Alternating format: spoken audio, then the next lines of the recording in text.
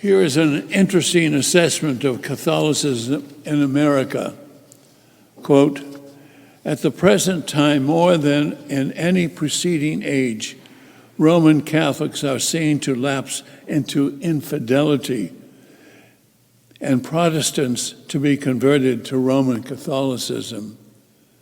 If you consider Catholicism within its own organization, it seems to be losing. If you consider it from outside, it seems to be gaining." These words were written in 1835 by the famed political and social observer Alex de Tocqueville in his classic Democracy in America. Catholicism in the United States is growing at 14% a year, only because of the immigrants. It is the single largest denomination, and it is in crisis. Fallen away Catholics represent the second largest denomination in America. The church in these times will be talking about evangelization. We have been working on evangelization since Vatican Council in 1964.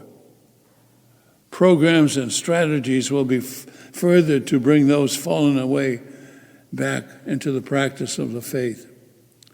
The first person we need to work on is oneself. The adult of today cannot really know what the church teaches or know the faith with what was learned back there in religion classes, in those days called CCD. It really bothers me to see how little time adults spend on adult faith formation in their parishes. Few people come out to lectures or study classes. There are exceptions, of course, but those usually are the same people, the same interested people. I know that Father Brian likes to multiply programs, figuring that we're going to hit somebody sometime. But I say to him, don't you know that more you multiply programs, you're going to just stretch out the same people who come to them? If people aren't going to come to, no matter how many programs you have, they're not going to come out. We cannot pass on what we ourselves do not have. So the first group of people we must reach are those adults who are here. How do we enrich our faith? How do we share our faith with others, adults? And how do we bring back those who have fallen away from the church? The second group of people we need to pass the faith on to is our children. I see parents drop off their children for religion classes, expecting the lay volunteer teacher to train their children in the practice of the faith. The teachers tell me how few of their students attend worship services. It is as if these students were learning a language they would never speak or hear, certainly in their homes. There is an old truism that says religion is caught, not taught. If children do not see their parents' Catholic faith, how it really influences their day-to-day activities, the values then of being a Catholic can't be all that important.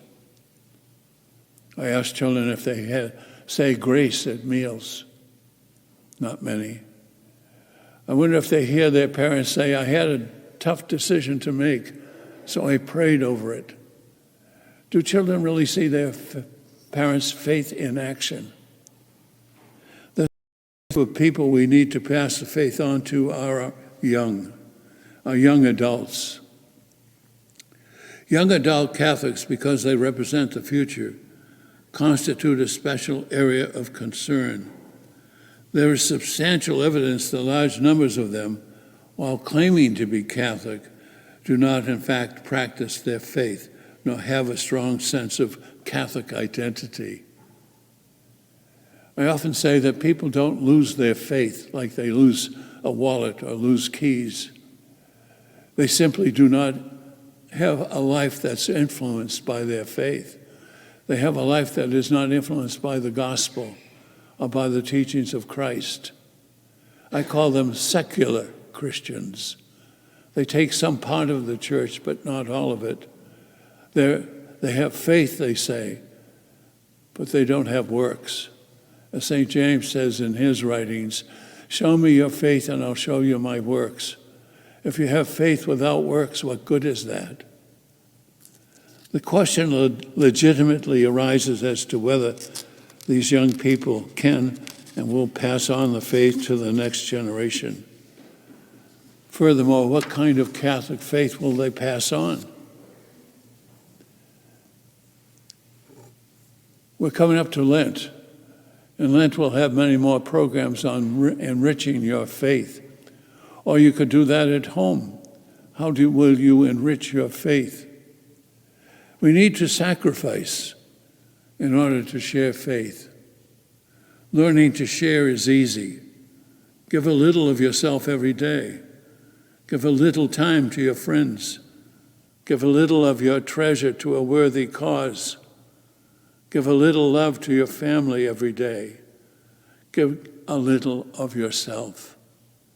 The giving will become a part of your character in a month, in a year, in a decade, in a lifetime. All that sacrifices will add up to something special. If you do this, the sacrifice will be a blessing, a reward, a magnificent obsession, and no burden will be too great, and you will leave behind a legacy worthy of respect and admiration. Listen again to the gospel. Jesus is asking an awful lot from you and from me. Something certainly contrary to the world. Contrary. We are countercultural. We use that word a great deal today, culture. But we need to create a Christian culture in our own homes, first of all. St. John in his epistle says that it is in that home, the love they give to each other, create each other. And it's the love of God, too, that is in with that human love that creates them as children of God. And he says, and then it's supposed to go in so many concentric circles beyond your home to touch other lives. Indeed, the church is in crisis.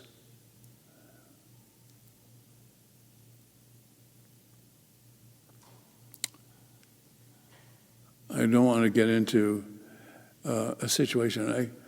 I wrote a book once. It examined the adult education and the CCD programs of the diocese.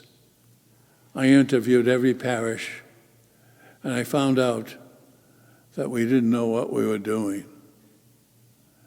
We didn't know how to really pass on the faith, because it really starts at home.